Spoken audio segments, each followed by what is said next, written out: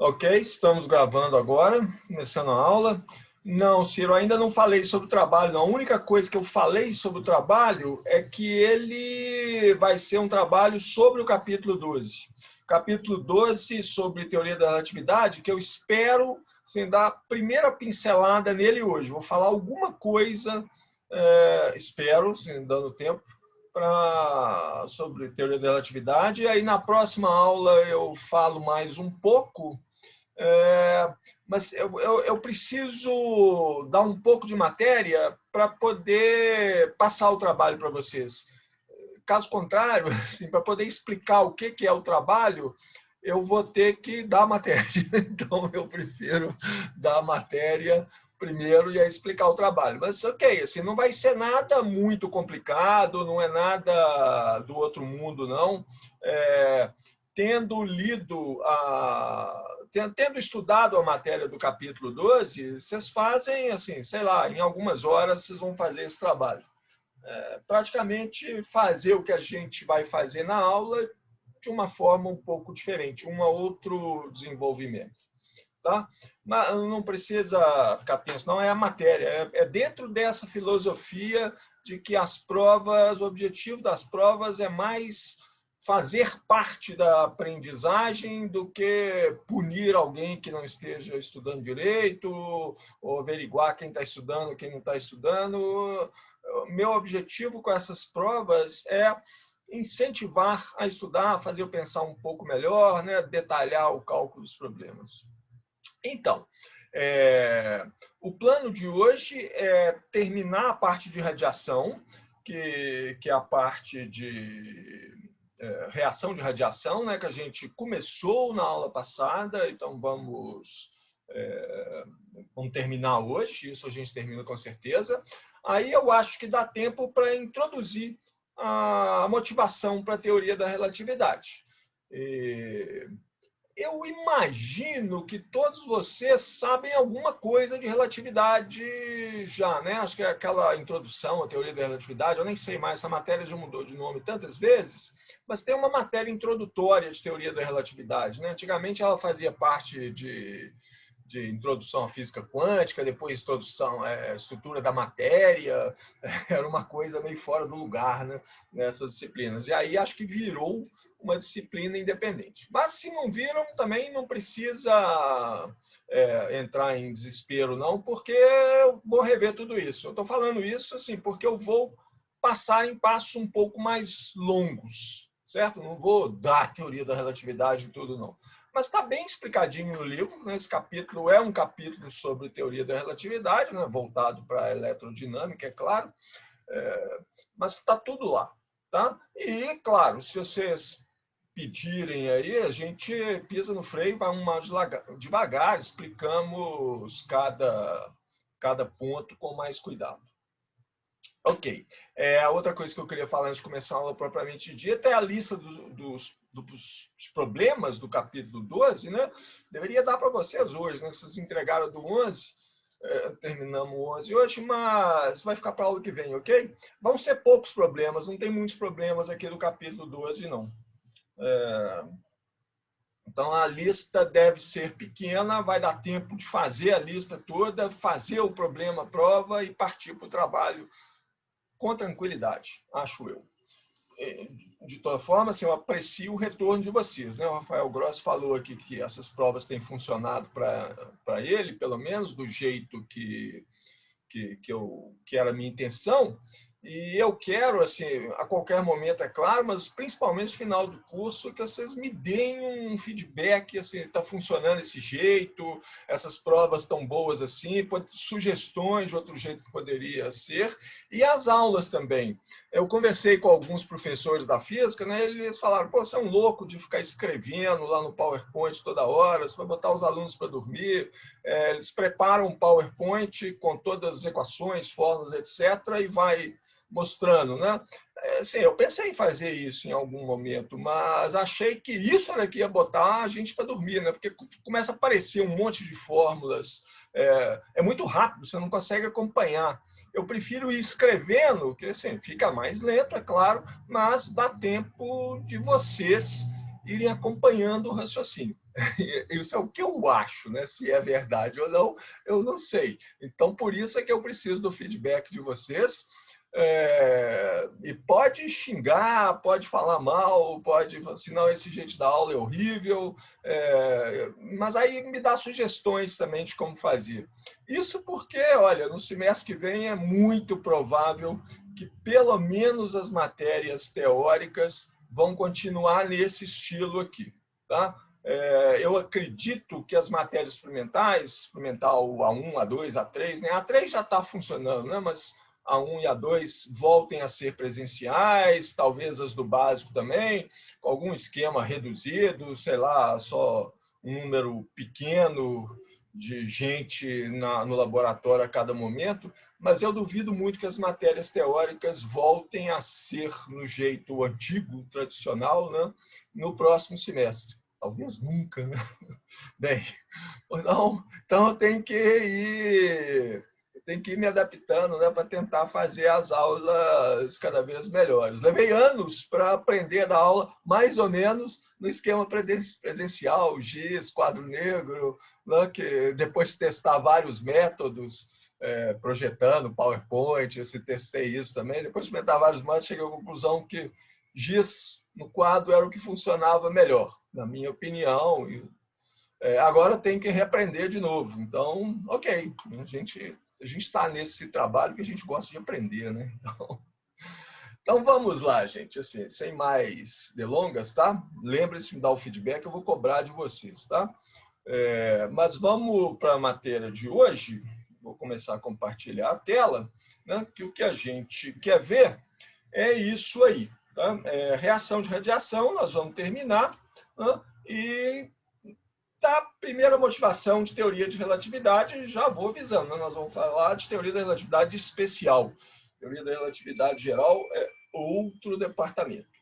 Bom, reação de radiação. Nós começamos a ver isso na aula passada. A gente viu que uma partícula acelerada emite radiação para o infinito, quer dizer, ela perde energia, essa energia se desgruda da partícula e vai para o infinito. Ela aparece lá, se você colocar uma casca esférica de raio R tendendo para o infinito em torno da partícula, essa radiação chega lá. E a parte da energia da partícula que chega lá é a parte ligado ao campo de aceleração ou campo de radiação, que tem esse nome exatamente porque é ele que dá origem à radiação, né? Se a gente lembrar da expressão para o campo elétrico de uma partícula em movimento, uma partícula que tem velocidade de aceleração, ele é constituído de dois termos, é o campo de velocidade mais o campo de aceleração, né? Tem um termo que envolve só velocidade, tem outro termo que envolve só aceleração. Esse termo que envolve aceleração é o termo que produz energia que cai com a distância com 1 sobre r ao quadrado, portanto, é o que chega lá no infinito, né? Nessa casca esférica com r tendendo para o infinito. Essa perda de energia da partícula gera uma força de reação sobre ela. Ela está jogando energia para fora, existe uma energia, uma força contrária sobre a partícula. Uma maneira de ver isso é eu falar assim, não, tem um trabalho sendo feito aqui, né? A partícula está perdendo energia.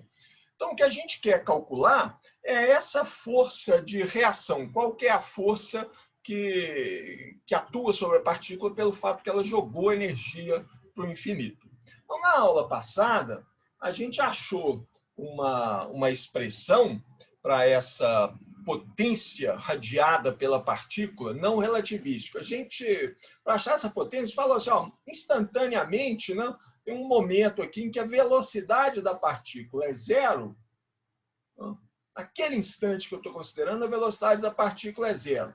Então, a quantidade de energia emitida, na verdade, não, a quantidade de energia, a energia que é emitida pela partícula, né, que chega por unidade de tempo nessa esfera com raio infinito, é dado pela chamada fórmula de Larmor. Isso é a potência, né? Energia por unidade de tempo, que chega lá nessa casca esférica com raio tendendo para o infinito, ela é dada uma expressão assim, μ0, que é a constante μ0, né? A carga da minha partícula, nós estamos falando de uma partícula pontual, elevada ao quadrado, vezes a aceleração dela, né?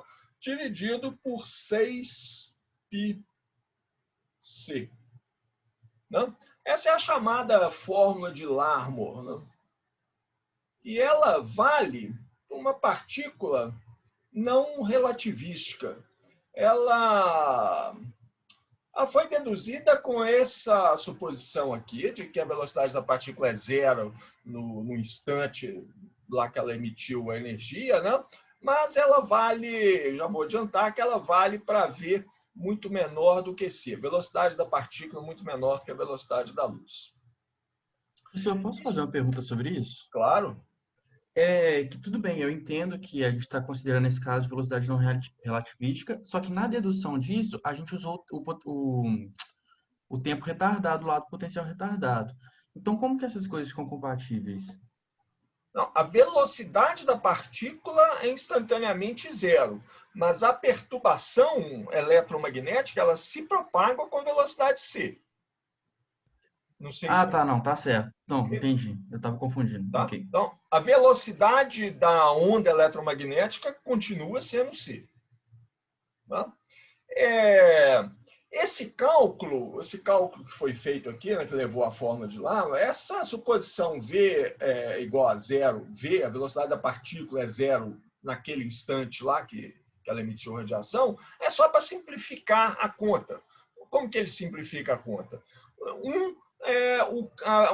A expressão para o campo eletromagnético da partícula fica mais fácil. Né? Só tem um termo de velocidade, só tem o termo da aceleração, né? Velocidade é zero. 2, assim, você acaba com um chamado... É um efeito Doppler, eu chamo de efeito Doppler, né? Que é aquela coisa de que a taxa em que a energia chega por unidade de tempo na casca esférica lá no infinito é maior do que a taxa em que a energia é emitida pela partícula. Mesma razão do efeito, é o efeito Doppler, né? A partícula emite radiação, aí ela tem velocidade agora, né? Ela anda um pouquinho para frente. Antes desse primeiro pulso de radiação, digamos assim, chegar lá na esfera, a partícula andou uma distância em direção à casca esférica, está no infinito, cerca a partícula, então qualquer direção que ela esteja andando, ela está andando em direção à casca esférica. Então ela chega um pouco mais perto, o próximo pulso de radiação, digamos assim, já vai ser emitido, né, um pouco mais para frente. Então a taxa que esses pulsos chegam lá na casca esférica é maior do que a taxa em que a partícula emite energia. Bom, essa conta pode ser feita, né, só 10 vezes mais complicada. 10 é um chute meu aqui. Ela é bem mais complicada, né? Então a gente não fez essa conta, mas ela pode ser feita e o resultado, é interessante a gente ver o resultado, né? A potência, a quantidade de energia que chega por unidade de tempo numa casca esférica lá no infinito. Agora, a partícula pode ter qualquer velocidade. Ele é μ0, Q², não? Aqui embaixo tem o mesmo 6πc, é igualzinho por enquanto, né? Mas aí aparece um fator gama elevado à sexta potência aqui, que eu já vou lembrar o que é, né? Que multiplica A², A é a aceleração da partícula, né? Menos um produto vetorial da velocidade da partícula com a aceleração dela, não? Dividido por C. Tudo isso, módulo disso aqui elevado ao quadrado. Essa aqui é a fórmula de Liénard, o mesmo Liénard. Pode ser encontrada também, assim, nenhuma coisa física nova, fundamental. Liénard, tem um acento no E. E essa aqui vale para qualquer velocidade da partícula. E a gente pode conferir aqui, ó, se... eu não falei o que é o gama, né? Gama é o tradicional 1 sobre raiz quadrada de 1 menos velocidade da partícula ao quadrado, dividido pela velocidade da luz, C, também ao quadrado. Se V é muito menor do que C, né, eu posso desprezar essa fração aqui em relação a 1, eu fico com 1 sobre a raiz de 1, que dá 1. Se V é muito menor que C, gama é igual a 1, né? E se V for muito menor do que C, esse termo, ou for zero, né, esse termo aqui eu posso jogar fora em relação ao A ao quadrado, aqui vai ficar, eu vou me reduzir à fórmula de Larmor. Né? Se V é muito menor do que C, eu caio na forma de Larmor, as coisas estão consistentes. Né? Ok, isso aí, se eu me lembro bem, eu acho que a gente viu tudo isso na aula passada, né? Mas a gente deu até um passo a mais, né? Aí a gente falou o seguinte: bom, vou calcular qual o trabalho feito pela força de reação, né, sobre a partícula. Então, assim, a partícula está jogando energia nessa taxa aqui, ou nessa aqui que vocês devem considerar.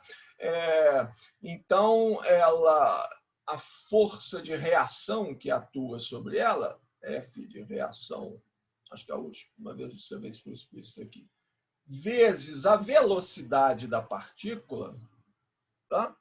Isso é a taxa em que é feito o trabalho sobre a partícula, ou que a partícula faz trabalho. Né? Isso aqui tem que ser igual a menos, né, a perda de energia por unidade de tempo, né? Que é μ0. Vou usar a fórmula de Larmor, que é mais simples, né, que vale para velocidades pequenas. Pouca velocidade da partícula é pequena. μ0, que é A2 sobre 6πc. A partir daqui, em princípio, eu poderia calcular qual que é a força de reação, né? Simplesmente usando conservação de energia.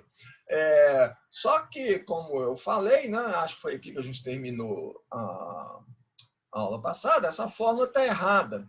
E ela está errada não é porque eu estou usando aqui a fórmula de Larmor, que é só uma expressão aproximada. Não, ela está errada porque, um pouco sutil, assim, a gente está considerando aqui, quando eu uso a fórmula de Larmor ou a fórmula de Liénard para calcular a energia que chega por unidade de tempo nessa esfera lá de raio muito grande, eu estou considerando só o termo de aceleração do campo elétrico, eu estou considerando só o campo de radiação. Só que a força de reação sobre a partícula, a força de reação instantânea, ela não depende só disso, não. Esse termo que vem do campo de aceleração, o campo de radiação, né, é energia que foi perdida definitivamente pela partícula. Essa não volta, ela vai lá para o infinito. Né? Mas o termo... existe energia ligada ao campo de velocidade também, aquele termo do campo elétrico que depende só da velocidade. Esse aí, a energia relacionada com esse termo, ele cai com a distância com potências de 1 sobre R maior do que 2. Né? A gente viu 1 sobre R a quarta, né? 1 sobre R a sexta, nem lembro, mas é potências grandes. Então ele cai muito rapidamente com a distância, ele não chega lá no infinito, o que significa que ele fica ali, né, em volta da partícula, ele vai e volta.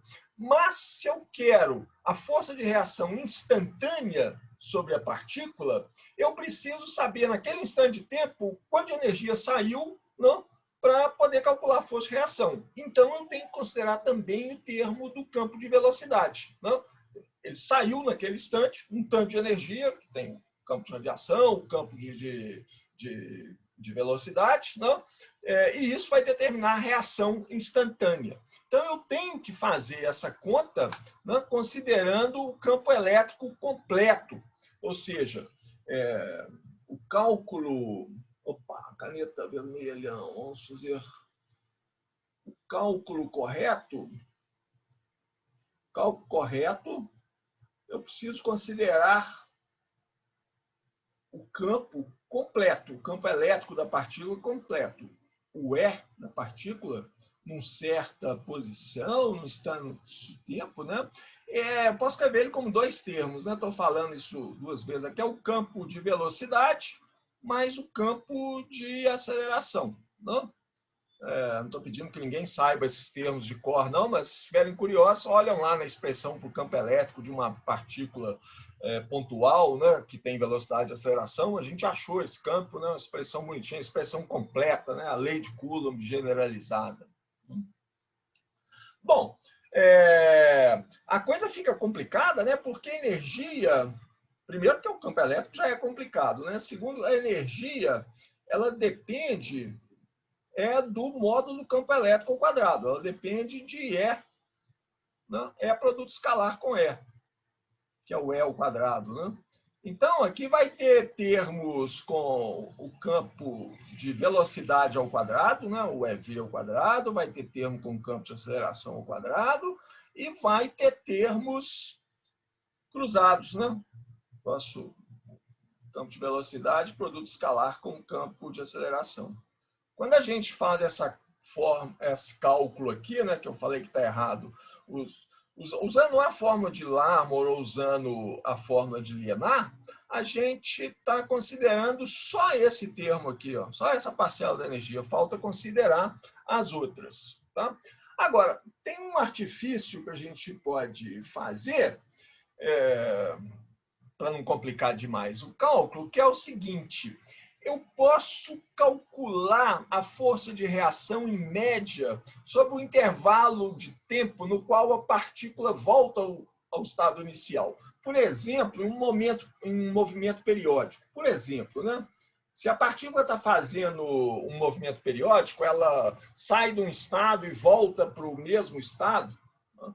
Se o movimento é periódico, isso significa que, no instante de tempo T1, né, a partícula tem velocidade, que é o v no instante T1, e tem aceleração, que é a aceleração no instante tempo T1. Né? Aí, um tempo depois, um tempo T2 depois, ela volta para o mesmo estado, ou seja, ela volta para a mesma velocidade. No instante T2, a velocidade dela é a mesma do que era no instante T1, e a aceleração também. Isso é o que significa o mesmo estado, né? Velocidade, aceleração, posição são a mesma coisa. Para a gente, o que importa aqui é que a velocidade e a aceleração sejam a mesma coisa. Isso é muito artificial? Mas assim, tem exemplos importantes. Né? Um elétron oscilando em uma antena, né, que é o exemplo clássico de emitir radiação, ele faz um movimento periódico. Né? Ele repete vai e volta, mesmo repete as velocidades, acelerações, uma vez a cada período. Tá? Então, a relação que a gente escreveu anteriormente, essa relação aqui, ó, vou marcar ela em vermelho, né, porque eu falei que ela está errada, então tem que colocar alguma coisa diferente nela. Né? Essa relação aqui, ó, ela não está certa instantaneamente. Quando eu digo que ela está errada, eu estou falando que instantaneamente ela não é certa. Está faltando considerar esses termos aqui, ó, que instantaneamente levam uma perda de energia da partícula. Mas, em média, ela está certa. Então, eu posso escrever que a média dessa coisa, vou copiar e colar aqui. Eu falei que eu gosto de escrever para dar tempo de acompanhar no raciocínio, né? Mas tem um equilíbrio aqui. Né? Algumas expressões são mais chatas de escrever, e não são tão complicadas assim, dá para colocar aqui. Né? Então, por isso tem uns copia e cola de vez em quando. Então, o que eu estou fazendo aqui nessa relação? Vamos voltar atrás. Tá? Eu peguei essa relação aqui, ó, peguei essa relação e fiz uma média nela.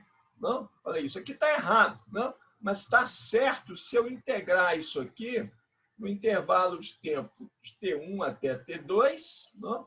dt, e aí integro o lado de lá também de T1 até T2, não? dt. Aí agora ela ficou certa. Vou colocar uma interrogação. Mas pelo menos está mais certa, tá?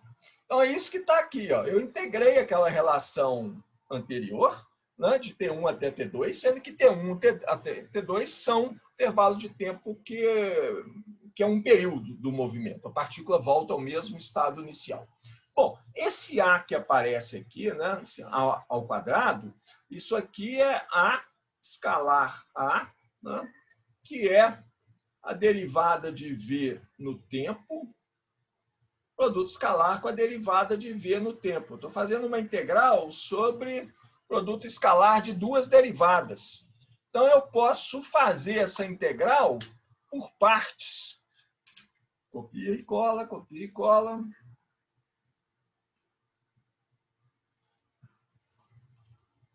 Não? Eu estou fazendo a integral que está aqui do lado direito da minha expressão verdadeira em média. Né? Substituir O ao quadrado, né, por dv dt, produto escalar com dv dt. Né? E aí faço essa integral por partes. Tá? De todo mundo sabe fazer, e o resultado é este aqui, ó. Né? Chamo isso aqui de U, isso aqui de dV, né? Isso aqui é U vezes V, calculado no intervalo de T1 até T2, menos a integral de V du, integral por partes. Bom, esse termo aqui dá zero. O primeiro termo dá zero, porque isso aqui, ó, é V produto escalar A, né? dV dt é o A, não? Calculado do instante T1 até T2. Mas a nossa hipótese é que a velocidade e a aceleração no tempo T1 são iguais à velocidade e aceleração no tempo T2. Então, estou subtraindo da outro termo aqui, dá zero. Aqui dá zero. Não? Sobra só esse segundo termo aqui. Então, eu vou ficar, posso passar esse termo aqui. Então, esse segundo termo, né? É a derivada segunda da aceleração no tempo. Isso aqui é o A ponto, né? É a derivada da aceleração no tempo. A ponto produto escalar com V. E isso, então eu tenho do lado esquerdo a integral de T1 até T2 de f de radiação produto escalar com V. Do outro lado, essa integral aqui vai envolver uma integral de A ponto produto escalar com V. Posso colocar os dois do mesmo lado, né? E ficar com isso aqui, ó. Ok? Passei isso aqui para o lado de lá, né? Então, F radiação produto escalar com V, né? Esse menos aqui, né? Cancelou com esse menos aqui, mas aí eu passei para o lado de lá, voltou a ficar menos, né? Menos μ0 Q ao quadrado sobre 6πc, integral de T1 até T2, do que sobrou aqui, que é o A ponto, né? Produto escalar com V. Isso aqui é igual a zero, né? Então, essa aí é a minha equação que, em média, me permite calcular a força de radiação no intervalo em que o sistema volta ao mesmo ponto. Ok, então o nosso problema é resolver essa equação aqui. Aí tem uma solução aqui de estudante de ciclo básico. Uma solução possível é F de radiação, vou copiá-la aqui.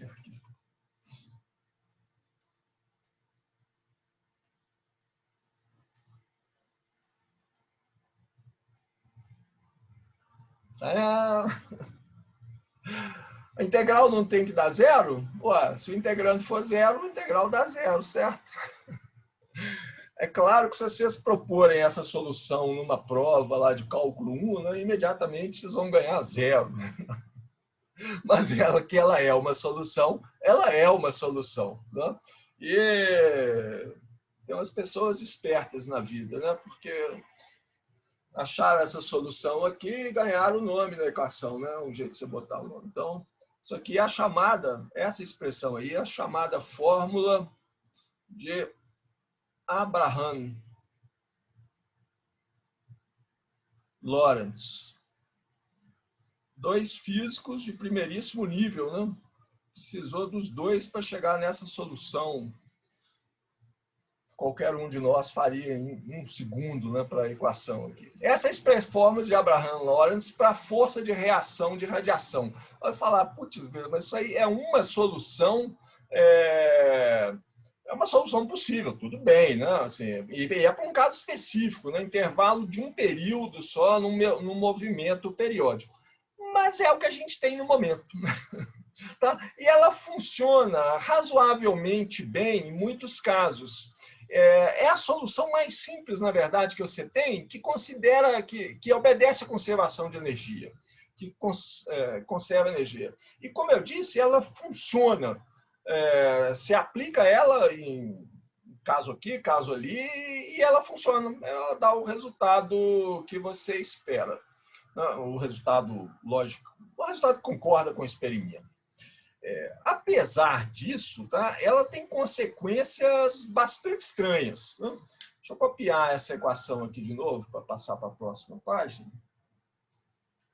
Então, está aí a fórmula de Abraham-Lorentz, né, para a força de reação.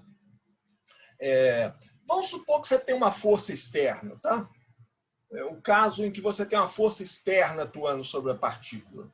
Se você quer, aliás, assim, você tem que ter isso, se você quer voltar a partícula para o mesmo estado, ela está perdendo energia. Então, se você quer voltar para o mesmo estado, com a mesma velocidade, mesma aceleração, né, mesma energia contida na partícula, você tem que aplicar uma força externa nela. Então, se tem uma força externa, supor que existe... pode fazer uma coisa... Vou fazer uma coisa... Vou fazer uma coisa mais estranha ainda. Eu vou supor primeiro que não existe força externa. Olha isso daí. Supor que a força externa é zero. Esse é o caso mais estranho, aliás. Supor que a força externa atuando na partícula seja zero. Não? Se a força externa é zero, segundo a lei de Newton, me diz que a força de radiação tem que ser igual à massa vezes a aceleração da partícula. Olha, e a gente acabou de achar que a força vezes a aceleração é μ0q² sobre 6πc, né? dA dt, é o A ponto, né? dA dt. Posso tirar o vetor aqui, né? Porque a força vai estar na mesma direção da aceleração. Então, o módulo da aceleração vai ser dado por uma equação que é dA dt é igual a μ0 não, vou passar isso para o lado de lá, né? dA dt vai ser igual a 6πc sobre μ0 mq2, certo? Vezes o próprio A. Qualquer um de nós sabe resolver essa equação de cara, né? Eu estou procurando uma função, a função A, que varia no tempo de tal forma que a derivada dela no tempo é ela mesma multiplicada por uma constante. Isso aqui implica que a aceleração, né, em função do tempo, é um valor inicial, a zero, vezes a exponencial de t sobre tal. Onde esse tal, tempo característico aqui, é aquilo ali, né? 6πc sobre... eu errei essa conta aqui? Não sei. Posso ter trocado aqui. Professor. Oi. O M é no numerador, não? O N é no numerador? É. M em cima. M em cima. Fácil de corrigir. Opa.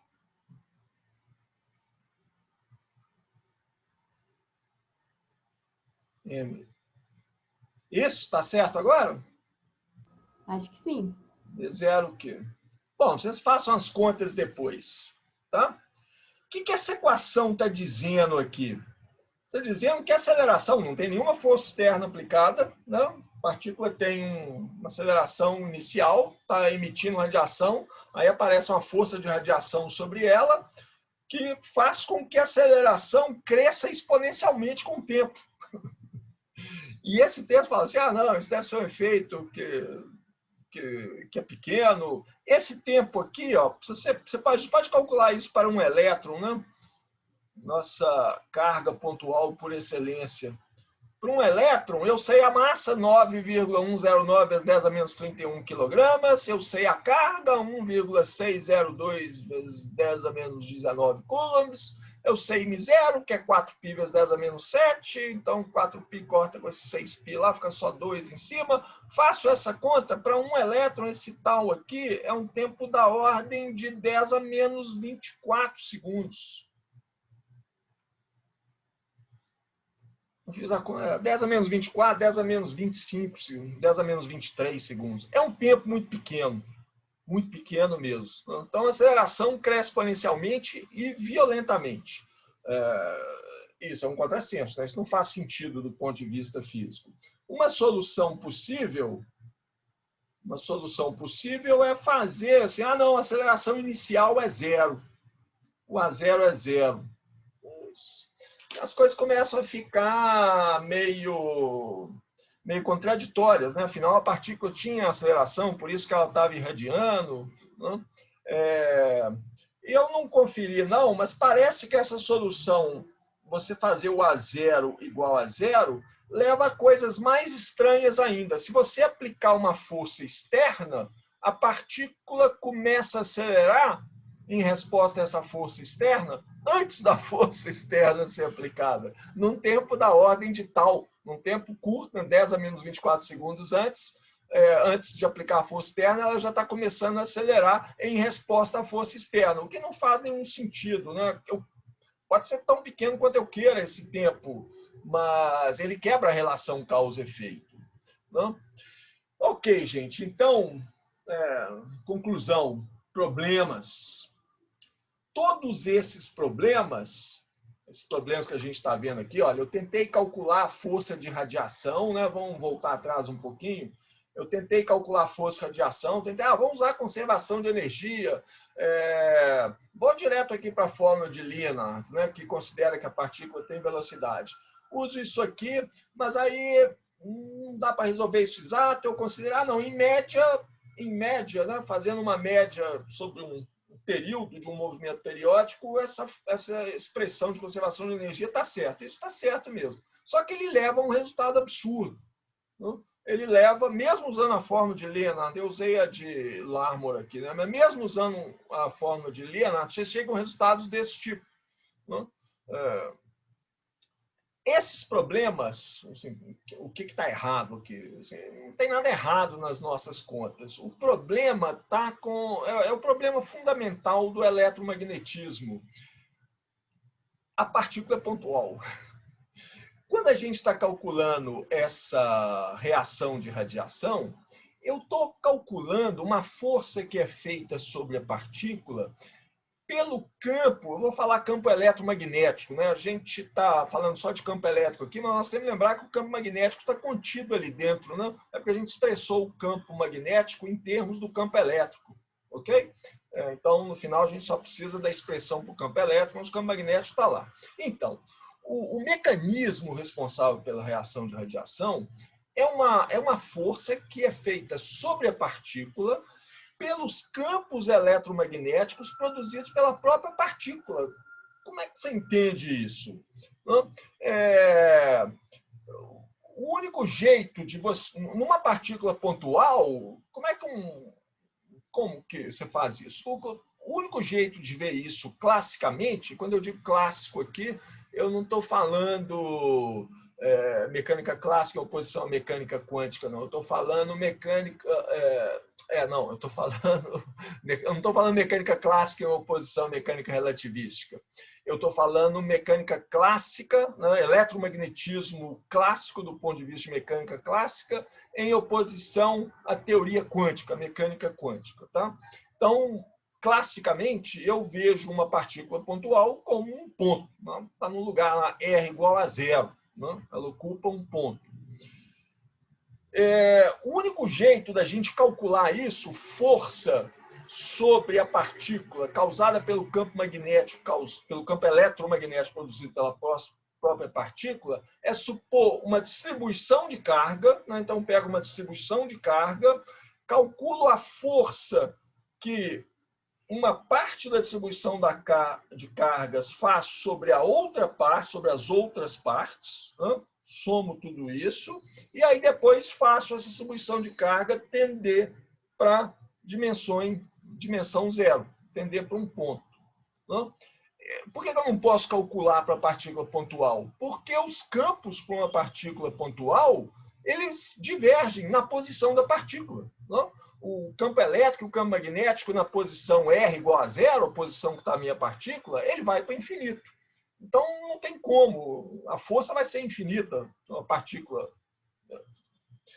uma partícula pontual. Então, o jeito de fazer essa conta, classicamente, é isso. Eu pego uma distribuição de carga, né? Falo assim, vou pegar aqui uma distribuição esférica de carga, né? De raio A. Né? Aí calculo a força que cada ponto o campo produzido por cada ponto dessa distribuição de carga sobre os outros pontos, calculo a força, né, sobre cada um dos pontos, chego no resultado final, E aí faço esse tamanho da distribuição de carga tender para zero. Eu vou esquematizar esse tipo de cálculo agora mesmo, né? Mas antes de fazer isso, eu falo o seguinte: em mecânica quântica, esse problema fica consideravelmente mais aceitável.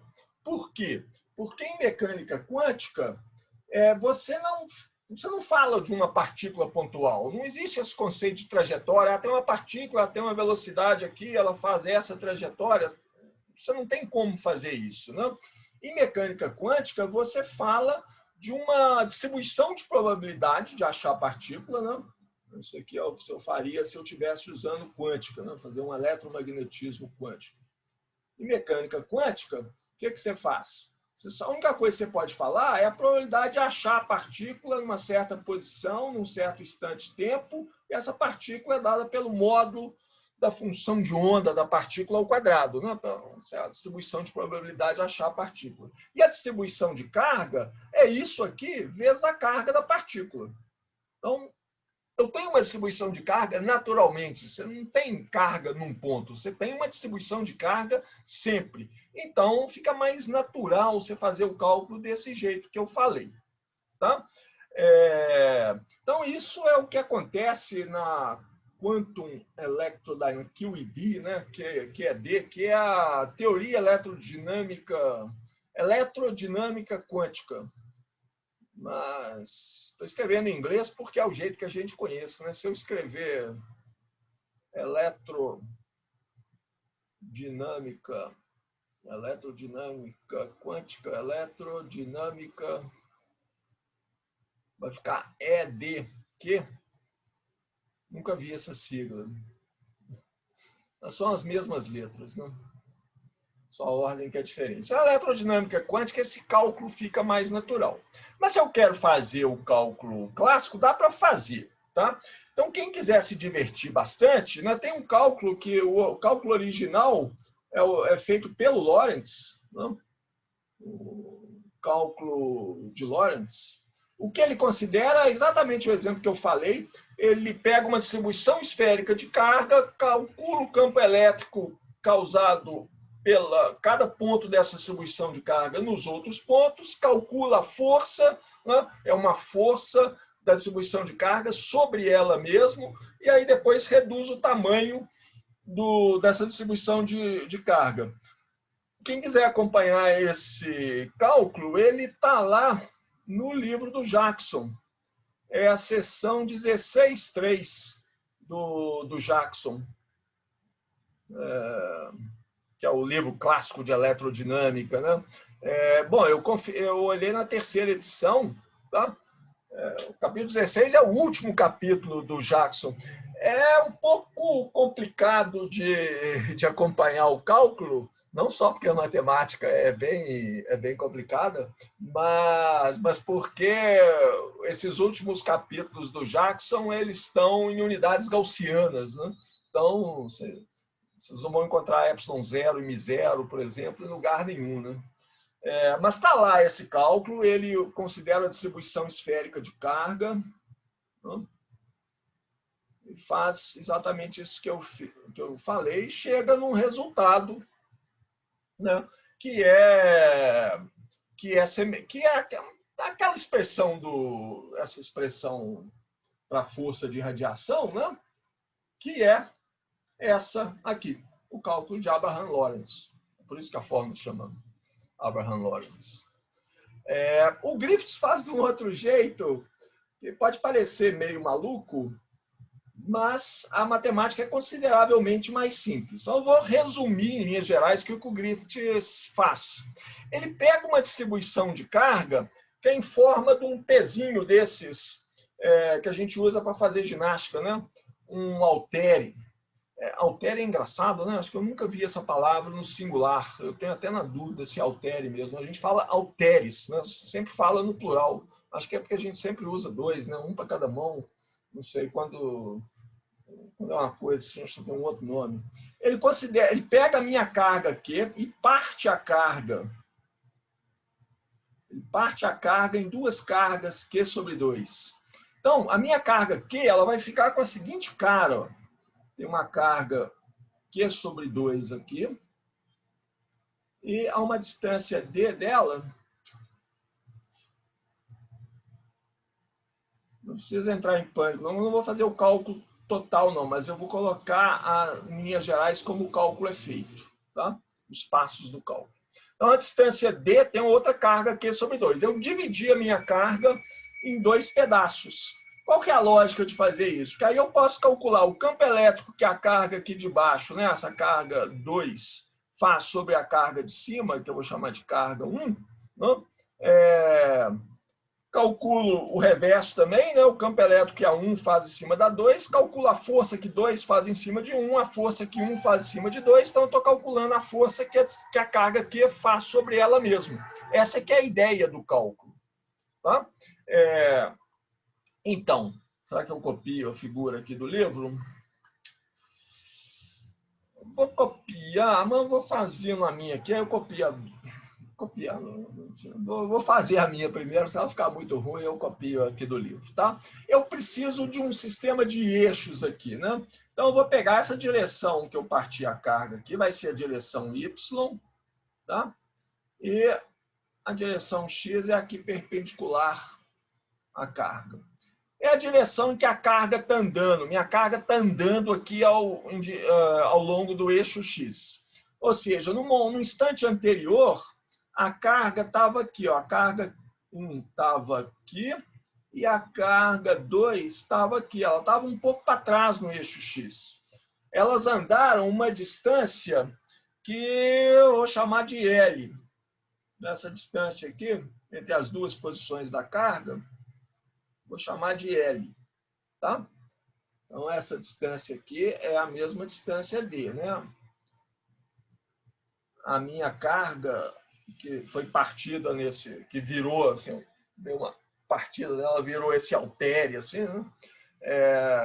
Ela está andando aqui ao longo do eixo X. Tá? Por que eu tenho que considerar a posição anterior da carga? Porque isso aqui é no instante T, né? Esse desenho que está aqui em preto mais escuro, é no instante tempo T.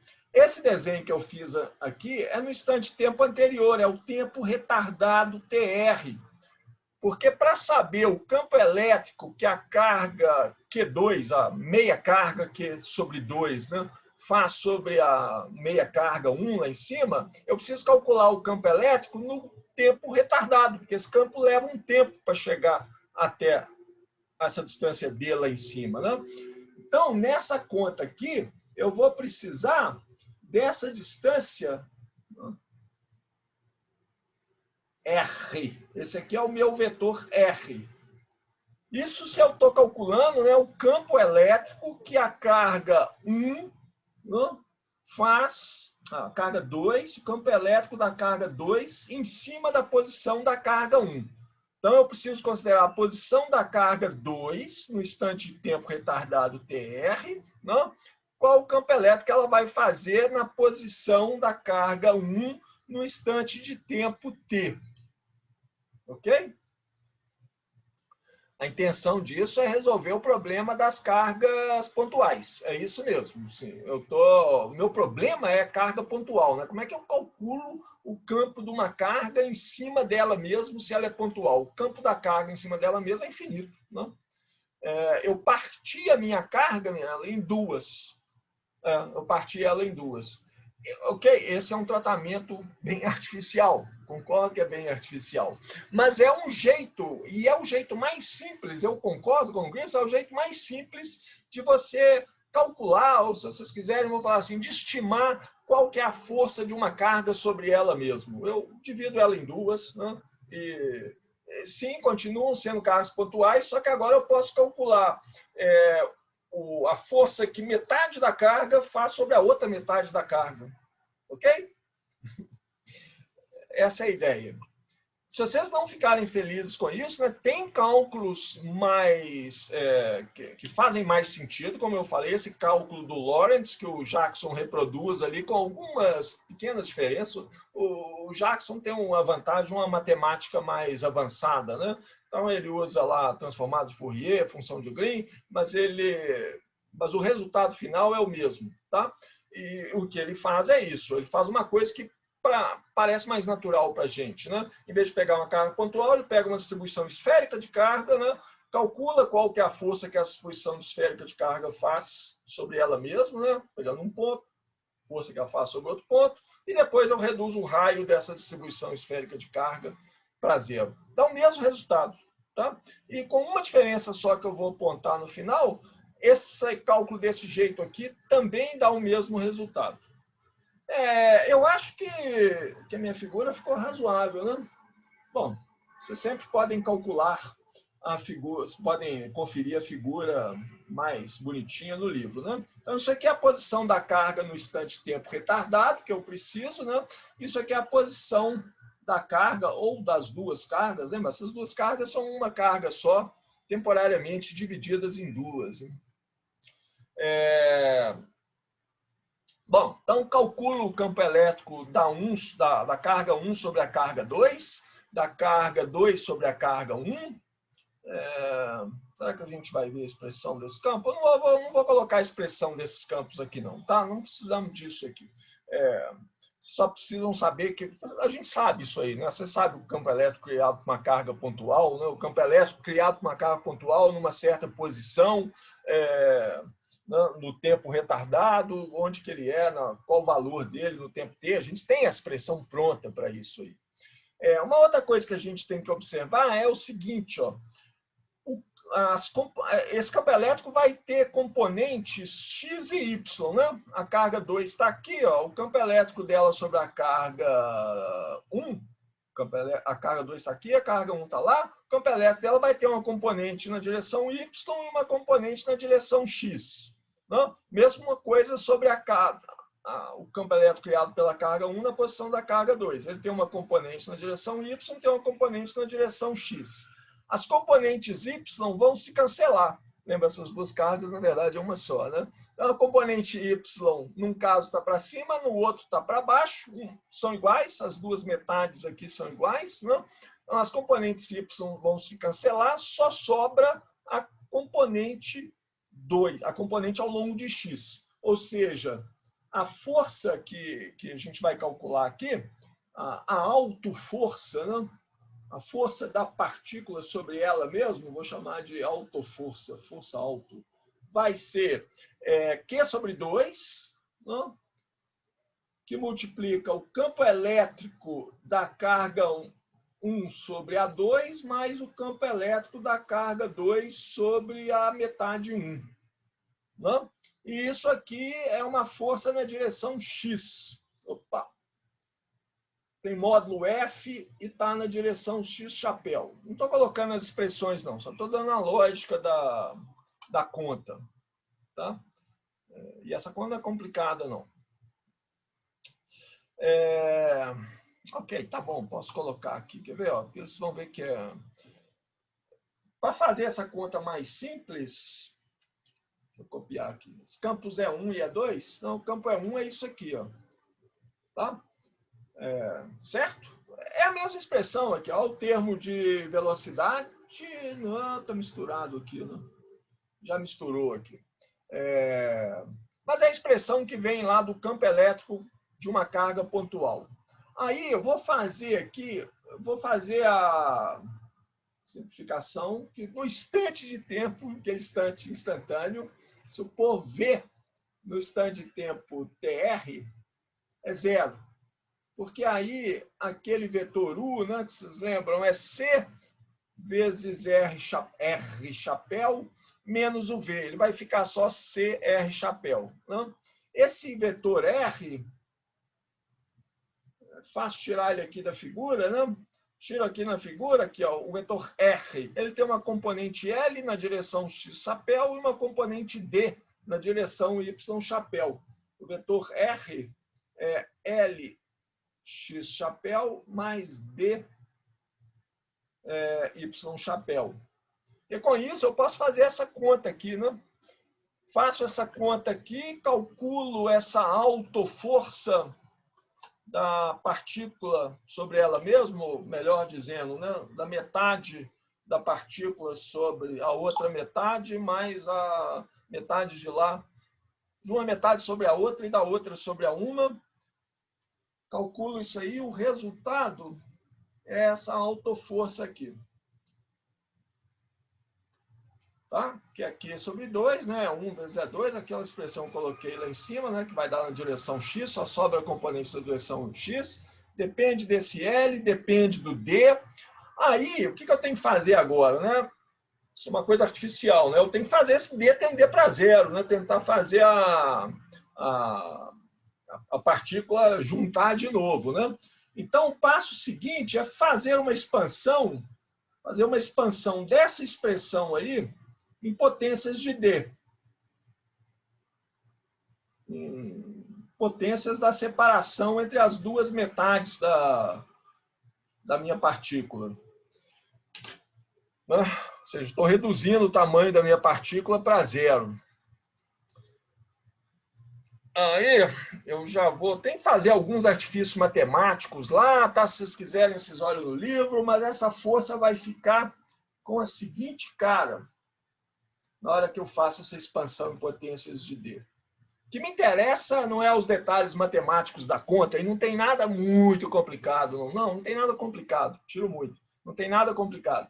Não? Mas é um tanto de passinhos matemáticos que me interessa fazer aqui agora. Tá? Vocês podem se divertir fazendo isso depois com calma e tranquilidade. O que me interessa é o resultado físico final. O que vai acontecer aqui? Essa expressão que eu acabei de colocar aqui, ó, essa aqui, é a mesma expressão de cima, só que eu fiz uma expansão aqui em termos de potências de D, ou D aqui, ele aparece aqui, né? Esse termo D aparece no denominador, 1 sobre D, esse termo, o segundo termo não depende de D, aí o terceiro termo vai com D, depois vem D ao quadrado, D a terceira, D a quarta, as potências maiores de D são os termos seguintes nessa expressão aqui, não? Muito bem. Então, eu vou copiar ela para a próxima página, tá? Vamos copiar ela para cá. E aí a gente pode analisar o que acontece aqui. Está na direção X. F-self, né? É o que eu chamei de alto. Tá? É a força da partícula sobre ela mesma. Não? O primeiro termo dessa expressão, esse primeiro termo que aparece aqui, não? Ele só depende da aceleração. Não? Tem uma transformação que é feita aqui, que é colocar a aceleração no tempo t. Tá? A expressão, né, original que a gente começa a calcular, ela depende da aceleração no tempo retardado tr. Mas eu sei a relação entre t e tr e posso transformar ela para aceleração no tempo t. Eu tenho a força, né, em termos de coisas que acontecem só no tempo t. A transformação de t para tr, tranquilo, mas, de novo, assim, envolve umas contazinhas lá que nada muito complicado. Esse termo aqui depende só de A. Então, eu posso pensar nele como sendo uma inércia adicional da partícula. É um termo que é proporcional à aceleração da partícula. Eu posso imaginar ele como sendo um aumento da massa de repouso da partícula, né? E é natural, ele é devido à energia potencial elétrica dessa distribuição de duas meias cargas. Né? Se a gente calcular qual que é a energia, em vermelho mesmo, que é um parênteses, energia potencial daquela distribuição de carga, metade da partícula está lá em cima, a outra metade está aqui embaixo, uma distância d uma da outra. A gente sabe a energia potencial. A energia vai ser não vou usar para energia.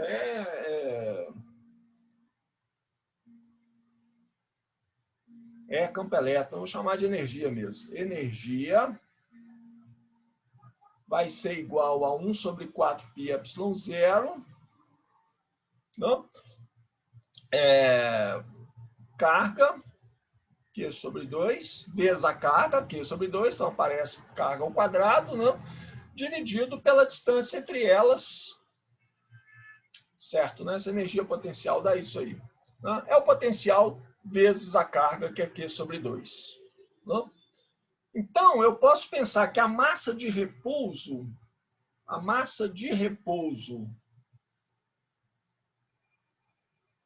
da minha partícula, m, agora vai ser M0, tá? Na verdade, 2m0. M0 vai ser a massa de repouso de uma meia partícula. Então, isso aqui é a massa de repouso original de uma meia partícula só. Da partícula com carga Q sobre 2. Com carga que é Q sobre 2. Mas a massa agora foi aumentada daquele tanto ali de cima. Não? Ou seja, ela é aumentada por um tanto que é 1 sobre 4πε0. 1 sobre 4πε0, aí Q ao quadrado sobre 4D, 1 sobre C ao quadrado. Não? Isso está aqui, que é a energia potencial, né? Q ao quadrado está lá, o 2 aqui, né? Elevado ao quadrado, veio o 4 aqui para baixo, o D, e 1 sobre 2, né? Porque a massa, a relação entre massa e energia, não energia é massa vezes C ao quadrado. Então, isso aqui é uma coisa mesmo com unidades de massa. Eu posso pensar esse primeiro termo como sendo um aumento de massa de repouso. E o segundo termo dessa expressão, o termo que sobrevive quando você faz D tendendo para zero, não? Eu vou voltar para a cor preta aqui. Quando eu faço D tendendo para zero, o termo que sobrevive é o termo que eu vou chamar de força de radiação. É o F de radiação, que atua ali naquele caso, que vai ser Q ao quadrado sobre 4πε0. O que tem ali em cima? O A ponto. Não? A vetor. Não, o vetor está lá no X. Né? O A ponto dividido por 3C ao cubo. Podemos lembrar, C é 1 sobre raiz de μ0 ε0, né? Então, eu posso tirar o C ao quadrado aqui, ó. Isso aqui vai ficar Q ao quadrado, A ponto... isso aqui está na direção X chapéu. Q ao quadrado, A ponto, 4πε0, vezes 3 vezes 4 dá 12, né? Tem que pôr 12 aqui. Vou deixar um C aqui e o outro 1 sobre C ao quadrado, eu vou transformar em μ0 ε0, que aí eu posso cortar aquele ε0 lá embaixo. Né? E isso aqui vai ser finalmente... isso aqui está na direção X chapéu. Vamos colocar aqui embaixo. Para isso aqui. Vou colocar o módulo da força de radiação, que foi o que a gente calculou antes. Né? O módulo da força de reação de radiação vai ser μ0 Q ao quadrado A ponto sobre 12 e 12 é o 3 vezes 4, né? 12 πC. Isso aqui é metade do que a gente tinha calculado antes, né? A fórmula lá de Abraham Lorentz é μ0 Q ao quadrado A ponto dividido por 6 πC. Vamos conferir? A gente voltar lá atrás. Está aqui, né? Isso aqui, a força de radiação que a gente calculou. Como é que a gente calculou isso? A gente calculou por conservação de energia, fazendo uma média no intervalo de tempo que a partícula voltava nela mesmo. Né? Aí a gente achou essa fórmula de Abraham Lorentz, que fala que a força de reação de radiação é μ0 Q ao quadrado A ponto sobre 6 πC. Aí agora a gente calculou nesse modelo maluco, se vocês quiserem chamar de maluco, eu não me importo, em que eu parto a minha partícula em 2, né? Parto ela em 2 partes, calculo a força de uma sobre a outra, da outra sobre a uma, né? E aí chego, né? Faço essa distância entre as partículas tender para zero, né? E encontro isso aqui, a força de radiação deu μ0 Q ao quadrado A ponto 6 πC. É quase a mesma expressão de antes, só tem um fator de meio aí na frente. Né? Esse fator de meio, ele aparece exatamente porque a gente não fez a conta completa. Eu calculei a força de 1 sobre 2, a força de 2 sobre 1 mas não calculei a força de 1/1 e 2/2, das meias partículas sobre elas mesmas. Né? Ok, o que eu podia fazer? Pegar cada uma dessas, dividir em duas de novo, né? E aí calcular outra vez. Tem jeito de fazer essa conta completa, e aí você elimina esse fator de 2. Tá? Na verdade, o próprio Griffiths ele sugere 3 maneiras de fazer isso, que é o problema 11/20. Tá? Então, se a gente for no problema 11/20, ele sugere 3 maneiras diferentes. Problema 11/20. Pelo menos dá uma olhada nele. Eu acho que eu não coloquei ele na lista de recomendadas, não, mas pelo menos dá uma olhada nele. O resultado ele mostra que, usando esse modelo maluco, de partícula dividida em duas, calcula a força da primeira metade sobre a segunda metade, da segunda metade sobre a primeira metade, da primeira metade sobre ela mesma, da segunda metade sobre ela mesma, e ele dá 3 sugestões de como fazer isso, né? E aí a gente acha que a reação de radiação é μ0Q² vezes a derivada da aceleração no tempo, dividido por 6πc. Né? Ou seja, a gente recupera a fórmula de Abraham-Lorentz. Ou seja, a conclusão disso aí, a fórmula de Abraham-Lorentz, ela tem um certo sentido. E toda a minha motivação para repetir esse cálculo aqui para vocês é para esclarecer qual que é a origem dessa força de reação de radiação. A origem da força de reação de radiação é a força feita sobre a partícula pelo campo eletromagnético criado pela própria partícula. Por mais estranho que isso possa parecer, é essa a razão disso aí, né? O cálculo tem problemas, né? Eu não sei se vocês perceberam aí, vocês estão com os microfones fechados, eu não escutei nenhum grito de pavor, né? Mas quando eu falei aqui, quando eu estou aqui colocar... Vocês podem até ter desmaiado aí, eu não estou sabendo. Quando eu falei assim, esse primeiro termo aqui, ele representa um aumento da massa de repouso da partícula, né? É um termo que é proporcional à aceleração, então a força é massa vezes aceleração, então tem uma massa aqui, né? Que é essa massa aqui, esse acréscimo de massa, que é fácil entender de onde que ele vem da energia potencial, né? Devido à distribuição de carga, né? Ele tem uma energia potencial guardada na própria carga, e eu vejo isso na hora que eu separo ela em 2 metades e calculo a energia potencial dessa distribuição. Uma metade da carga aqui e outra metade ali. Mas eu vou ter que fazer a distância entre essas metades ir para 0, né? Para recuperar a minha partícula pontual.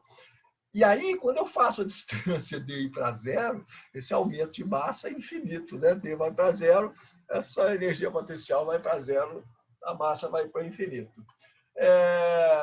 Então, a gente esquece desse probleminha aí, deixa ele para lá.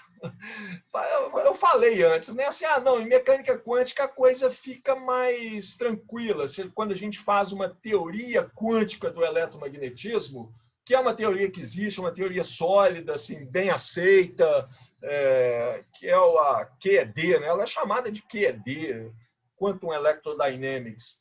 E teoria quântica do eletromagnetismo, a Beatriz tinha protestado antes já, né? Eu aqui não vi que ela tinha protestado. Então, você não desmaiou, Beto. Os outros que não protestaram é porque eles devem ter desmaiado quando viram essa massa aí para o infinito. Sim, ela explode, esse termo aí explode. A massa vai para o infinito. Deixa isso para lá. A gente pensa, não vai cair na prova, tá? Mas o que eu estava falando, né? Então eu falo assim, não, tudo bem, respira aliviado, e quando a gente introduzir mecânica quântica, esse problema vai desaparecer, porque aí não tem partícula pontual, né? Eu tenho uma distribuição de carga, eu só sei a probabilidade de achar carga em vários lugares. Só que mesmo em teoria quântica, né, a partícula tem massa, tá? Ok, eu não sei a posição que ela está, ela é uma partícula pontual, assim, não tem sentido falar não tem sentido, né? Você falar, não, minha partícula está aqui ou está ali, não.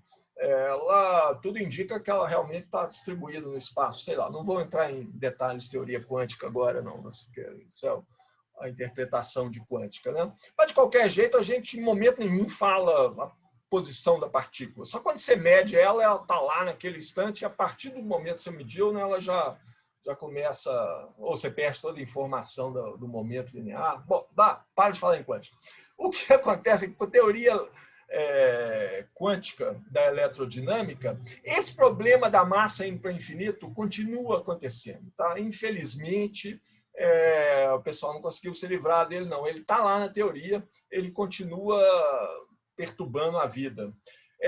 Tem um jeito muito elegante de eliminar ele, que é o que eles fazem em teoria quântica do eletromagnetismo, né, da eletrodinâmica, que é chamada de renormalização da massa. Você renormaliza a massa fica finita outra vez, tudo bem, vamos em frente, atrás vem gente. Mas eu não posso falar muito de teoria quântica da eletrodinâmica, não, porque não me sinto capacitado o suficiente para... Vou ficar na clássica. Ok? Bom, mas a ideia toda disso era para mostrar para vocês, né, tentar convencer para vocês que a origem da força de radiação é a força sobre a partícula feita pelo campo eletromagnético produzido pela própria partícula. Tá? Essa é a mensagem importante de guardar. Os detalhes da conta, outra coisa, tem problemas. Não? Tem problemas, e boa parte disso é ligado ao problema básico do eletromagnetismo, que é os campos divergem na posição de uma partícula pontual. Em cima de uma partícula pontual, os campos divergem. Ok, mas vamos seguir em frente, então. Eu falei que eu quero anunciar, né, eu quero dar motivação para a teoria especial da relatividade. O que eu escrevi aqui? Bom, você quer para chamar a atenção o problema. Nós vamos inaugurar uma nova página aqui, nós vamos começar coisa nova. Teoria especial da relatividade. Esse nome, teoria especial da relatividade, ou teoria da relatividade especial, não é um nome bom, né? É uma tradução meio ruim, mas eu prefiro usar ele do nome que seria uma tradução melhor, que é a teoria da relatividade restrita.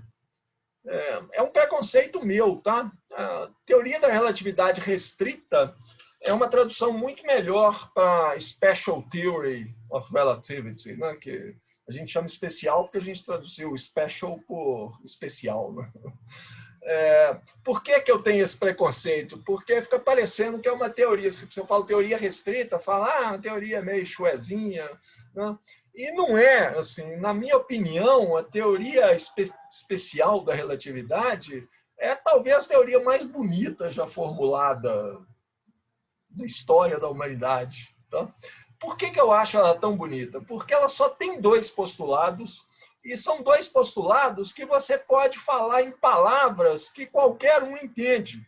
Tá? Assim, qualquer criança vai entender os postulados que você fala. Não falar, as leis da física são as mesmas em qualquer referencial inicial.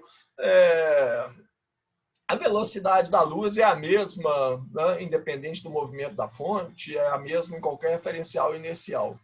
Qualquer criança entende. Eu já testei isso na prática, falei isso com meu filho quando ele era pequenininho, teve consequências, ele virou físico quando cresceu, né? Mas então não aconselho vocês ficarem falando para os seus filhos, irmãos pequenos, não, tá? Mas são coisas que você entende. E a partir desses dois postulados, aparentemente tão simples, você tira uma série de conclusões, né? Você prevê uma série de coisas que são totalmente assim, inesperadas. Né? Já viram isso, né?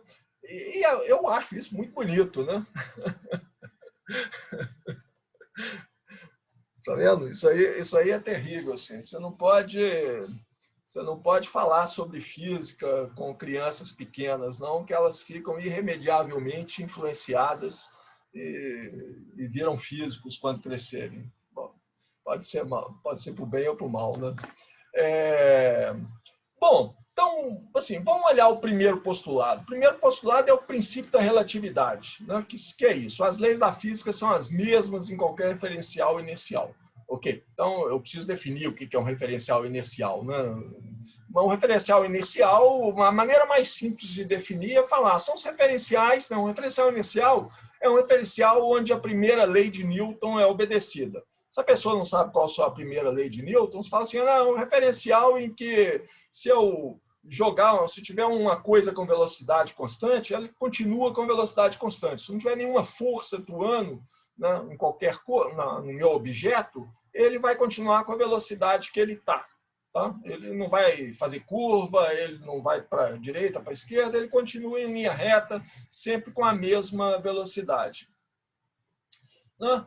O fato de você falar que as leis da física são as mesmas em qualquer referencial inercial, isso em mecânica clássica é meio óbvio, né? Isso nem é dito. A gente define, com a primeira lei de Newton, a gente define o que é um referencial inercial, com quais referenciais eu vou trabalhar, né? Em qual referencial que as outras leis são válidas, as outras duas leis são válidas da forma que elas são expressas.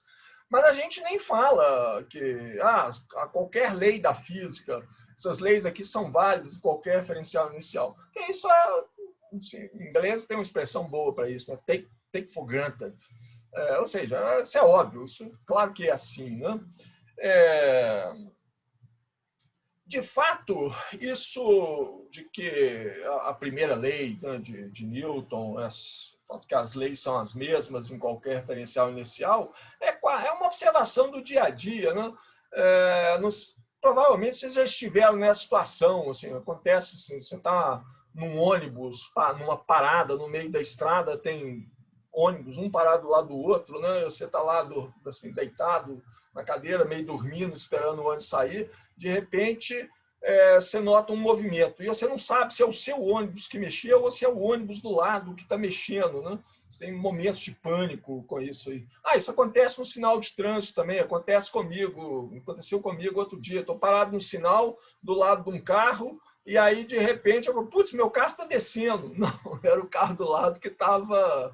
Você aperta o freio com toda força, né? E não, é o carro do lado que começou a andar devagarzinho, com velocidade quase constante. Essas coisas do princípio da relatividade, né, são naturais, é o que acontece na mecânica clássica. Mas se a gente olhar no eletromagnetismo, nós temos problemas, nós estamos com um problema aqui, né? A gente viu várias situações, né, em que a gente teve que falar da velocidade da partícula, a velocidade da partícula, a aceleração da partícula. Quer dizer, um caso limite, em eletromagnetismo, se eu tenho uma partícula, né, ou várias partículas que estão andando com a velocidade v, né, se a velocidade v é diferente de zero, isso implica que essas partículas carregadas vão criar um campo magnético diferente de zero. Se a velocidade for zero, se a velocidade das minhas partículas é zero, velocidade constante, tá? Velocidade diferente de zero, mas é constante. Eu tenho um campo magnético diferente de zero. Se a velocidade é zero, isso aqui implica que o campo magnético é zero.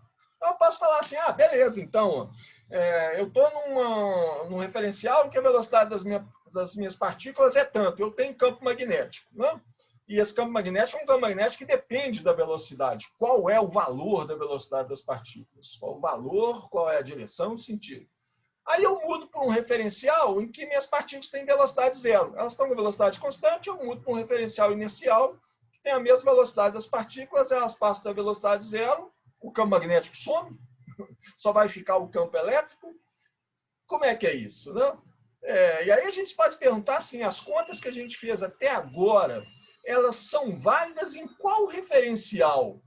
Olha só, a gente usou as equações de Maxwell nós combinamos as equações de Maxwell, chegamos numa equação de onda, a gente fez a previsão das ondas eletromagnéticas, falando existem perturbações, né, um campo elétrico, um campo magnético oscilando, que se propagam no tempo e no espaço com uma velocidade aqui, a velocidade c. A gente achou a velocidade. Em qual referencial inicial que a gente fez essas contas? Se a velocidade é c num referencial, né, nesse que as equações de Maxwell tinham aquela forma, em que o campo magnético causado por uma partícula com velocidade v é aquele que sai lá, né, posso calcular da lei de Ampère, lei de Biot-Savart, né, que referencial que é esse? Então, existia, assim, esse problema já é conhecido há muito tempo, né, desde os primórdios do eletromagnetismo. E a resposta que existia para isso é que existe um referencial absoluto, o referencial da luz, o referencial do éter. O éter seria o meio no qual as ondas eletromagnéticas se propagam, né? Que é uma ideia bastante confortável, né? Eu mantenho o princípio da relatividade, eu mudo de um referencial inicial para o outro, né?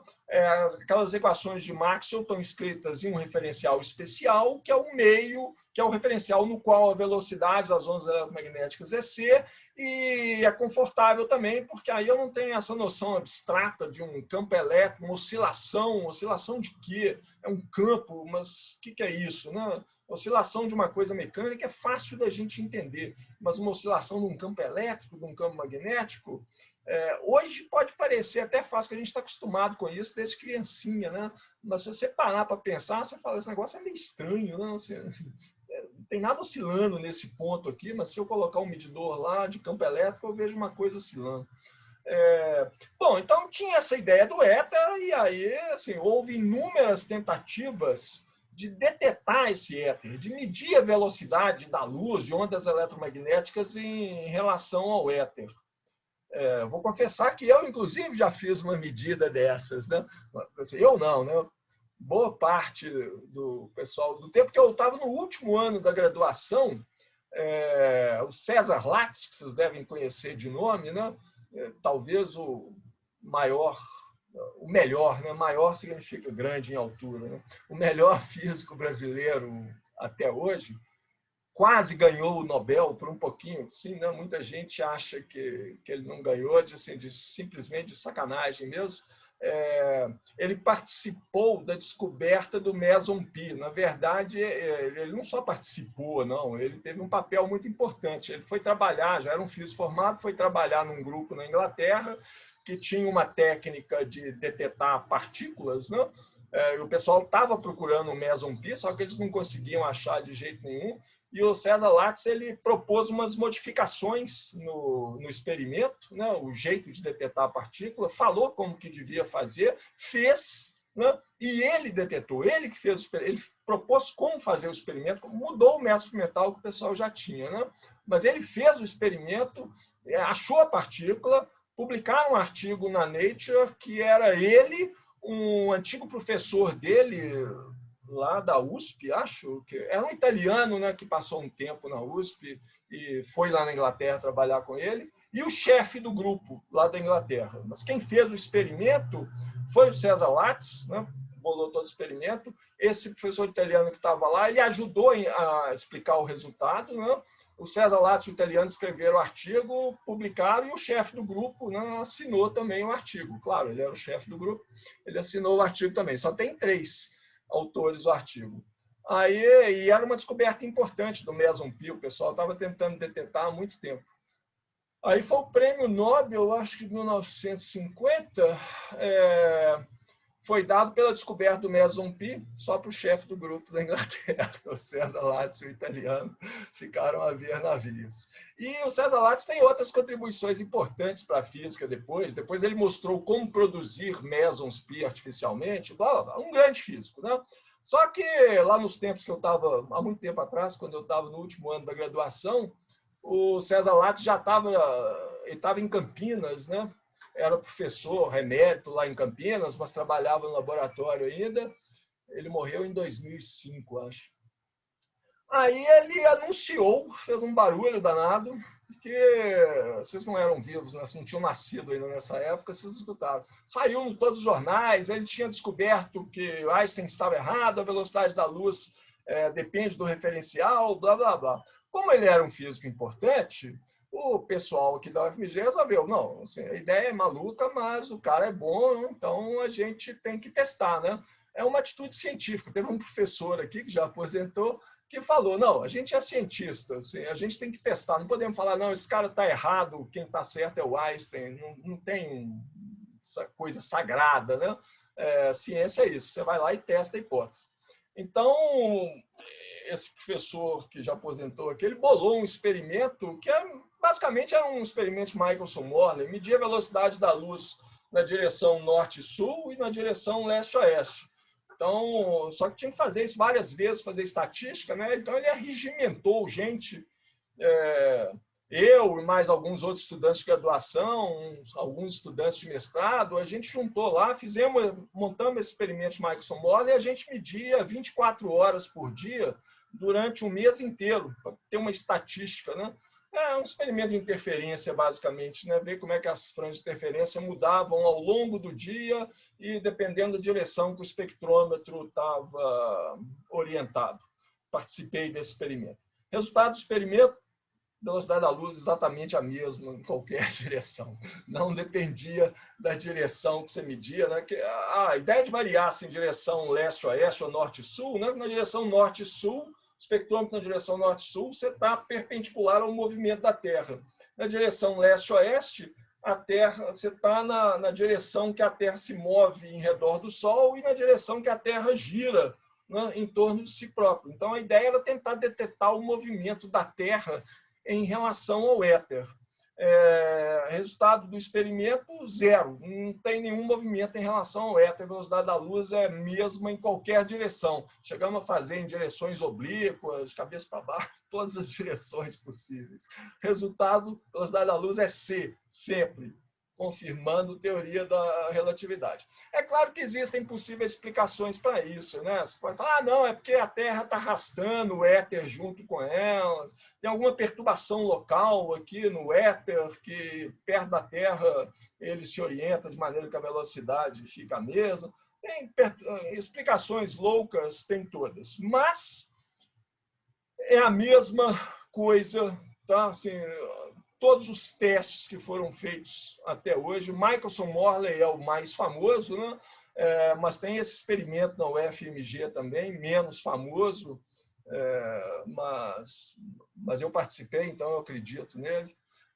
Sobre o César Lattes, né, ele falou que tinha detectado lá. Alguns meses depois, o pessoal descobriu que ele já estava tendo... já não estava muito bem da cabeça, não. Tá? Então, ele viu um resultado qualquer lá no laboratório, mas era um artefato experimental, não tinha nada a ver. Ele viu uma coisa qualquer lá no laboratório e achou que isso... tá vendo? A velocidade da luz é diferente. Aí saiu anunciando para todo mundo. Né? Então, se você achar um resultado muito diferente no seu experimento, confira muitas vezes antes de sair anunciando para os outros. Moral da história. Bom, mas isso não desmerece o César Lattes, não. Depois de certa idade, a gente pode falar besteiras. E depois de ter feito algumas coisas na vida. Né?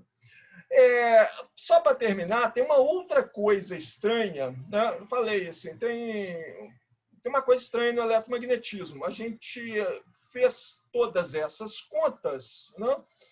Sempre falando da velocidade da partícula. A velocidade da partícula é tanto, né? E que velocidade é essa? Em que referencial que a gente tem? Não? E já estou anunciando, tentando detectar o éter, ninguém nunca detectou éter, coisa nenhuma. Mas tem uma outra coisa estranha no eletromagnetismo que é diferente. Isso é mencionado lá no eletromagnetismo 1, a gente viu isso. Capítulo de lei de Faraday, logo no começo, não?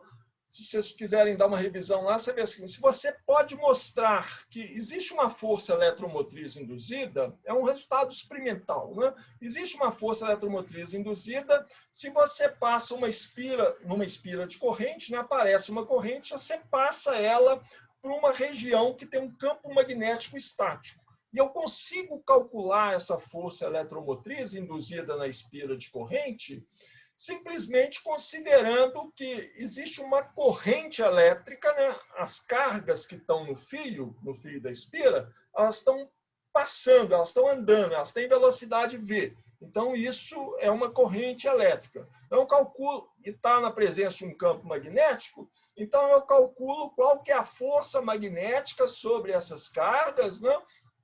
Chego à conclusão que tem uma resultante lá, aparece uma força eletromotriz induzida. Um outro problema completamente diferente, né? Fisicamente completamente diferente, é você pegar uma espira parada em uma região onde existe um campo magnético que está variando no tempo. Nessa situação, que, repito, é fisicamente diferente da primeira situação. Agora eu tenho um campo magnético variando no tempo e uma espira parada. Antes eu tinha uma espira em movimento num campo magnético estático. Não? Uma espira em movimento num campo magnético estático. Nos dois casos, aparece uma força eletromotriz na espira. Uma você explica de um jeito, outra você explica do outro jeito. Em todos os dois casos, a força eletromotriz é a mesma. Ela depende, a gente descobre, né, experimentalmente, que ela depende só da taxa de variação do fluxo de campo magnético através da área da espira. É a lei de Faraday. Né? Mas são duas situações físicas diferentes. Por que o resultado é o mesmo?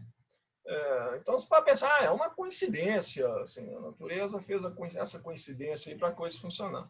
Mas isso tem a ver também...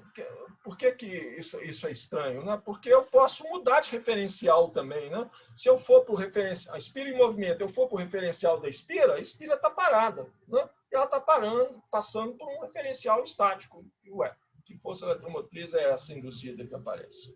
Muito bem, então, sim, vamos parar por aqui. Na próxima aula, a gente vai ver a teoria especial da relatividade e como que ela afeta as equações que a gente tem, as equações de Maxwell, né, para o eletromagnetismo. Ok, turma? Ultrapassei meu tempo regulamentar, mas a teoria da relatividade é muito bonita, né? Então a gente começa a falar, fica entusiasmado. Esse experimento que eu falei, que eu participei lá no meu último ano de graduação, né, foi super divertido. A gente ficava de noite lá medindo. Né? Claro que eu preferia o turno noturno das medidas, né? Que era muito mais divertido. Sempre ficava dois, ficava batendo papo.